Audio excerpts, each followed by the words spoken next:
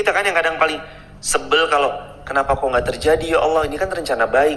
Kenapa rencana baiknya engkau gagalkan ya Allah, ini kan seperti ini. Kenapa hamba ketemu sama orang yang begitu ya Allah. Padahal engkau tahu hamba sedang berjuang di atas kebaikan. Kenapa ya Allah. Hadirin, kadang Allah mematahkan rencanamu agar rencana-rencanamu tidak menghancurkanmu.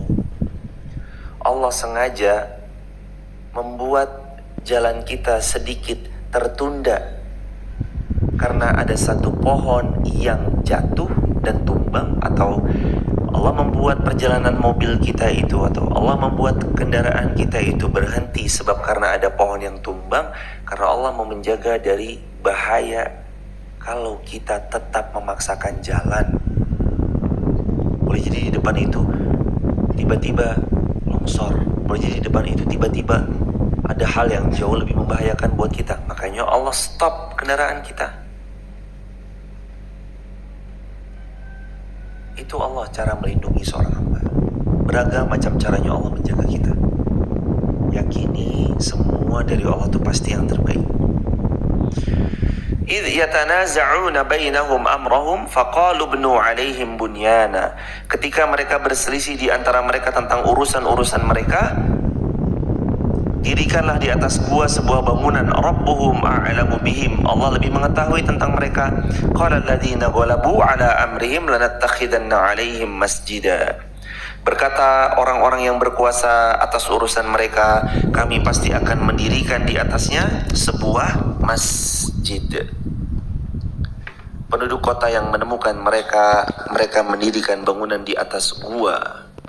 Kemudian nanti kita bisa berkunjung jemaah ke guanya Ashabul Kahfi. Sayaquluna thalathatur rabi'uhum kalbuhum. Ada yang mengatakan mereka itu bertiga.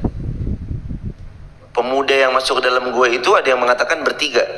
Wa kalbuhum rabi'uhum kalbuhum. Yang keempat adalah anjingnya. Wa yaquluna khamsatun. Dan yang lain mengatakan 5. Sadisuhum kalbuhum. Yang keenam adalah anjingnya. Rajmam bil ghaib. Sebagai terkaan terhadap hal-hal yang gaib. Wa yaquluna sab'atu wa thaminuhum kalbuhum.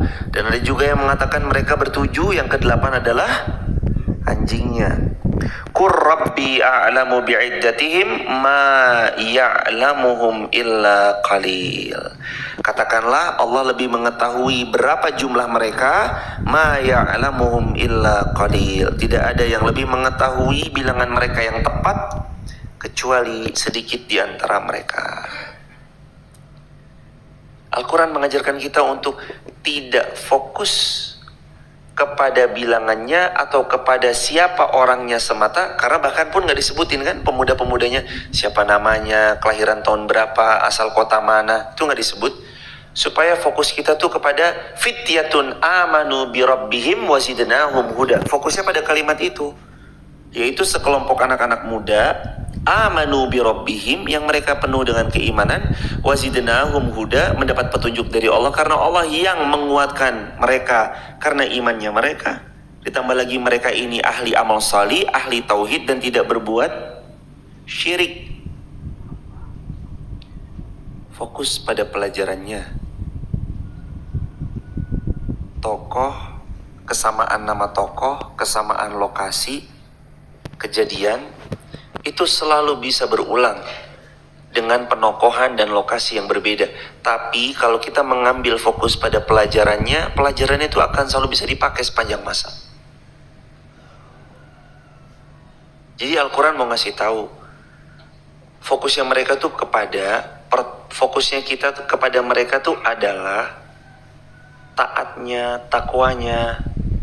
Gimana cara pertolongan Allah datang pada mereka? Karena ada syaratnya. Berarti syaratnya adalah amanu, beriman, bertakwa, bertauhid, dan menjauh dari syirik. Pertolongan Allah datang. Makanya Allah berfirman, yang lebih tahu tentang mereka Allah. Kita fokus sama pelajarannya. Mereka adalah pemuda yang beriman, bertakwa, mereka pemuda yang bertauhid dan menjauh dari syirik. Allah tolong mereka. Ini kalau kita fokus sama pelajarannya itu bisa ditemplate di mana aja hadirin. Kayak jamaah mau template kemana? Jamaah mau template ke permasalahan hidup hadirin. Saya ada permasalahan dengan rumah tangga. Template. Jawaban dari persoalan rumah tangga kita, tentunya setelah atas pertolongan Allah, Allah menolong persoalan rumah tangga. Nanti ada keimanan satu sama lain antar pasangan. Ketakwaan antara satu sama lain pasangan itu sendiri, amal soleh mereka ikut berperan, tauhidnya mereka terjaga atau tidaknya ikut berperan, mereka berbuat syirik atau tidaknya itu pun juga ikut berperan. Baru nanti Allah akan berikan jawaban. Kadang-kadang tuh kita lupa. Kadang-kadang tuh kita lupa sama ayat yang sebenarnya kita udah banyak hafal dari dulu. Ayatnya berbunyi, Ista'inu bis sabri wassalah. Kadang jawaban dari permasalahan kita itu nggak dulu langsung nanya ke ustadz, nggak dulu langsung nanya ke ustazah. Walaupun bertanya kepada ahli ilmu pun itu juga benar, dibolehkan, dibenarkan dalam Al-Quran. Tapi kan bukan itu yang paling pertama. Yang paling pertama saat kita dihadapkan masalah itu kan, pertama sabar, kedua sholat.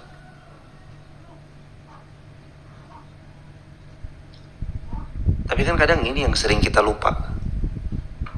Pas kita lagi dapat masalah langsung, orang kaya mana yang bisa bantu saya? Ustazah siapa yang bisa saya tanyai? Padahal kan konsepnya bertanya nanti sesudah urusan kita sama Allah, karena Allah first, manusia berikut-berikutnya. Pertama kita kepentok masalah itu Allah dulu, manusia baru berikut-berikutnya. Bukan dibalik, bukan cari manusia dulu baru nyari Allah, bukan, tapi nyari Allah dulu, wasilah menjemput jawaban bisa datang ke manusia. Bukan dibalik, bukan datang ke manusia dulu, manusia mentok, orang kaya mentok, berilmu mentok, orang bijak mentok, udah ikut seminar ini mentok, seminar itu mentok, baru datang ke Allah. Bukan begitu rumusnya. Allah dulu, wasilahnya manusia baru. Itu ke Allah dulu. Kalau nanti bagaimana Allah akan beri, manusia tiba-tiba datang sendiri. Kadang kita bahkan diem aja, jawaban itu tuh tiba-tiba terjawab sendiri kok.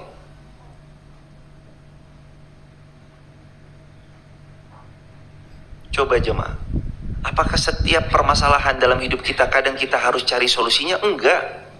Kadang yang kita perlukan cuma sabar, sholat. Kadang didiemin gitu. Tahu dia menemui jawabannya sendiri. Oh ternyata oh dan oh, tiba-tiba ketemu aja gitu jawabannya. Hadirin yang mungkin lagi nggak baik-baik saja permasalahan hidupnya sama anaknya, entah anaknya durhaka atau entah anaknya suka, seiring berjalannya waktu kita nggak apa-ngapain, yang penting kita sabar, mendoakan, sholat, sabar, sholat, mendoakan, sabar, sholat, mendoakan. Selang beberapa waktu, terus kemudian anak kita atau mantu kita tiba-tiba berubah sendiri kok. Iya ma, maafin aku ya. Hingga pada akhirnya dia minta maaf pada kita. Wah, hidup ini terlalu kompleks kalau kita harus pikirin satu-satu, tuh kompleks banget jemaah. Serahkan sama Allah biar hidup kita nggak terlalu berat bebannya. Kalau kita mikul sendiri berat bebannya nggak? Berat. Serahkan sama Allah. Nanti Allah yang menyelesaikan semua urusan-urusan kita. Kemudian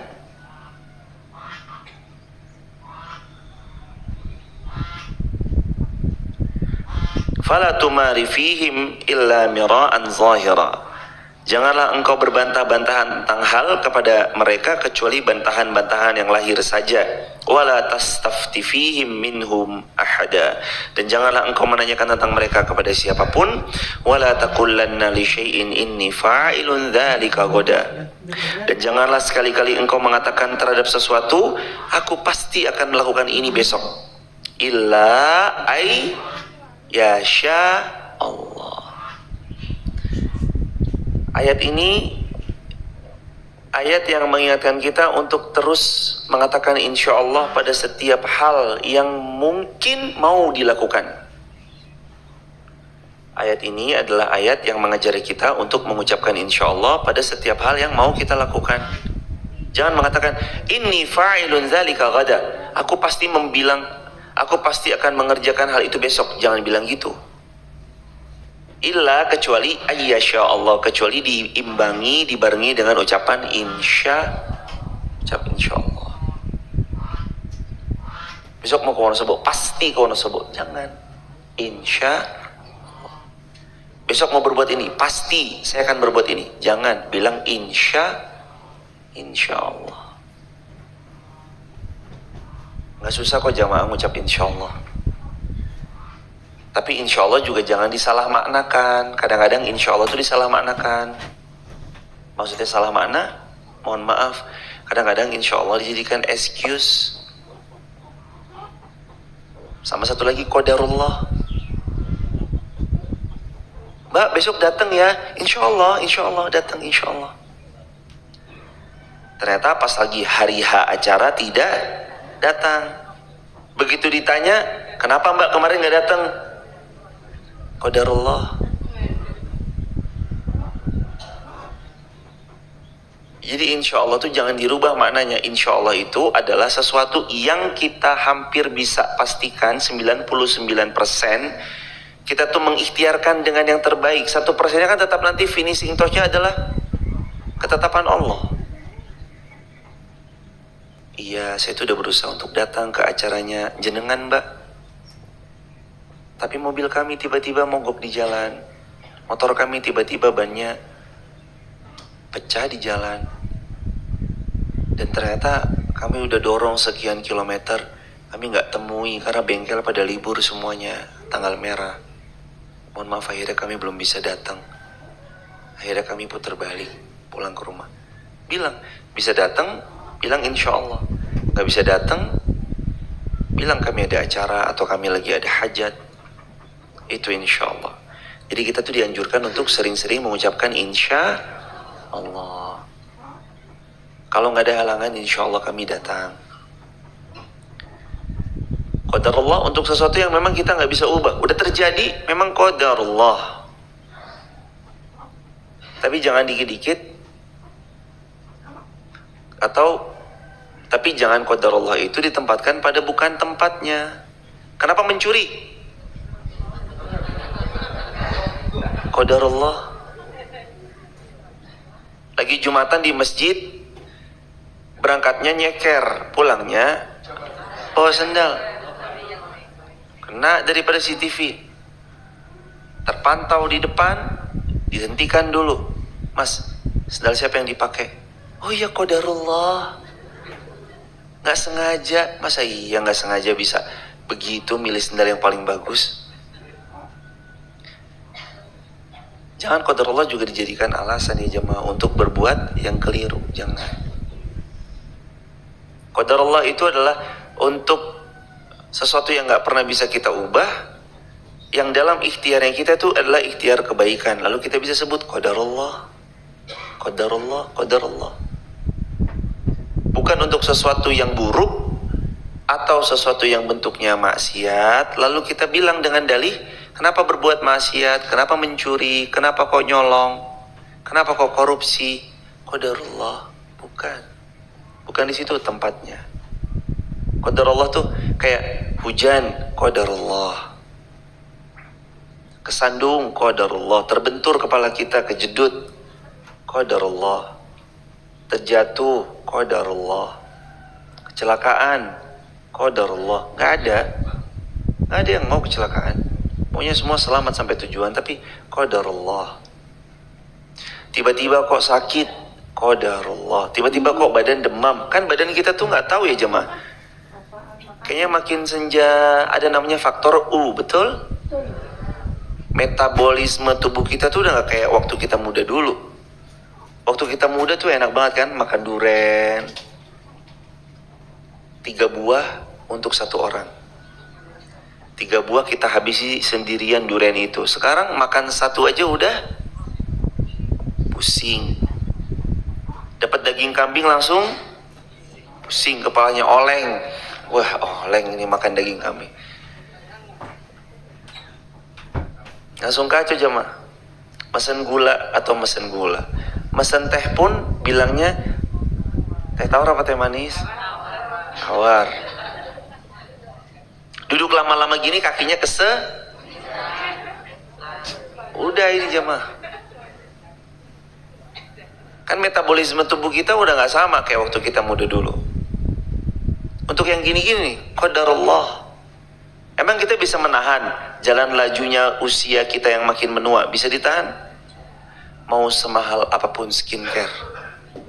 Ini jemaah. Mau semahal apapun skincare yang kita beli, tidak akan pernah bisa menunda penuaan yang ada di diri kita, di wajah kita. Dan keriput itu pasti datang. Mau bedah operasi plastik 2 kali, 3 kali, tetap jemaah. Yang namanya tua pasti datang, pasti tua. Kita ini pasti tua. Tinggal kitanya mau menua dalam keadaan bersiap dalam amal salihnya atau menua tanpa amal salih.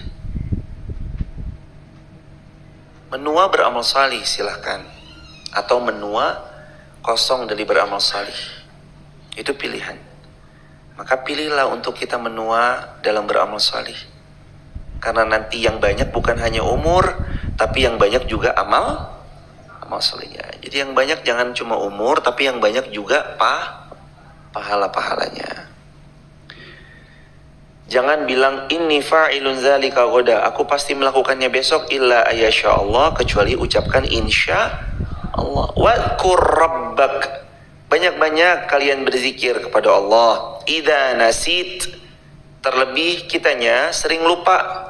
Wa qul asa ayyahdiyani rabbi, mudah-mudahan dengan banyaknya zikir, dengan banyaknya ngucap insyaallah, Allah nanti kasih petunjuk kepada kita li aqraba, untuk lebih dekat min hadza rasyada, supaya kita lebih dekat sama Allah dan nanti kita dikasih petunjuk sama Allah. Jadi kalau dari ayat 24 Al-Kahfi, kalau jamaah mau lebih dekat sama Allah, dikasih petunjuk sama Allah, maka caranya 2. 1, ucap insya Allah. Yang kedua, banyak berzikir mengingat Allah. Li aqraba, nanti kita makin dekat sama Allah. Bu, dapat salam, contoh analogi. Bu, dapat salam dari Mbak Fulana. Oh iya, waalaikumsalam. Mbak Fulana tuh siapa ya? Itu mbak-mbak dari Klaten, katanya kenal sama ibu, sekali titip salam. Oh iya. Hari besoknya lagi, Bu, Mbak Fulan dari Klaten titip salam. Oh yang kemarin ya? Iya. Yang kedua, yang ketiga sama, Bu, mbak Fulana dari Klaten titip salam sama ibu. Ketiga kali yang titip salam. Udah kenal nggak? Kenal. Nanti yang keempat, Bu, Mbak Fulanah dari Klaten titip salam. Makin kenal gak? Makin kenal. Makin sering dia titip salam sama kita, titip salam, kita makin kenal sama dia. Akhirnya kita penasaran, salam balik ya.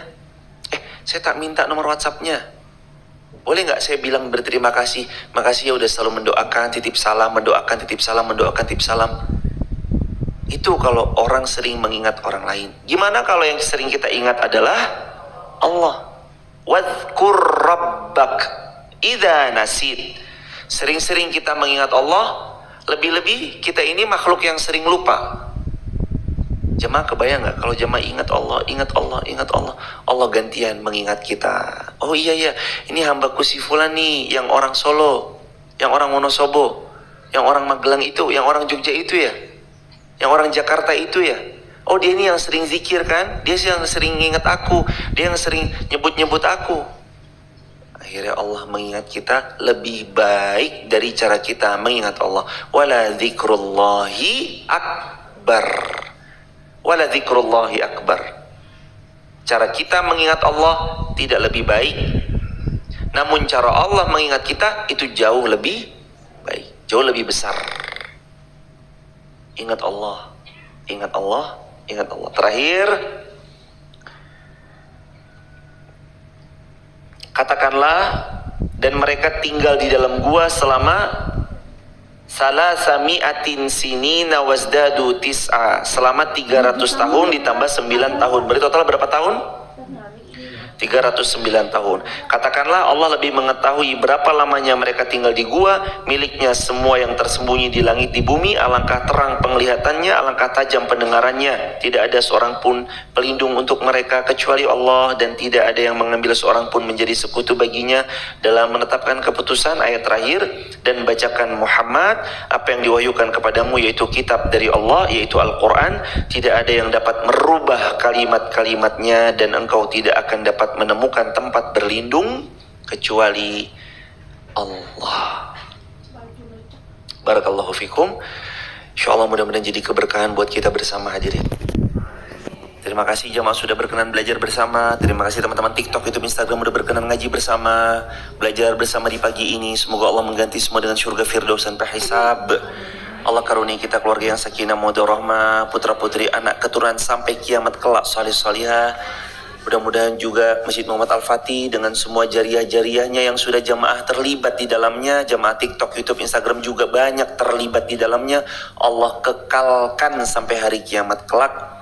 Dan ini menjadi jariah yang terus mengalir ke alam kubur kita setelah kita wafat. Dan yang paling penting, insyaAllah mudah-mudahan kita jadi keluarga di dunia, jadi keluarga lagi nanti sampai surga, istiqomah sampai husnul khatimah.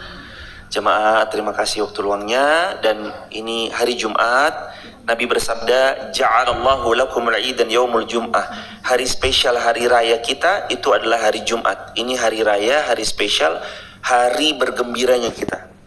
Dan hari inilah adalah hari dimana kalau kita beramal salih itu dilipat gandakan tuh lebih daripada hari-hari biasa-biasanya.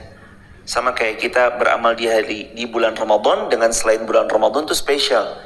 Perumpamaannya di Jumat itu juga lebih spesial dibanding hari-hari yang lain. Maka kalau jamaah ada yang mau terlibat mengambil peluang-peluang jariah di program-program Masjid Muhammad Al-Fatih, baik itu masjidnya, baik itu mensupport programnya, ataupun penyelesaian daripada pembangunan gedung penghafal Quran di barat masjidnya yang 2 lantai, silakan sekali jamaah bisa mengambil peluang jariah itu, bisa langsung membersamai di rekening Bank Muamalat 5090018044.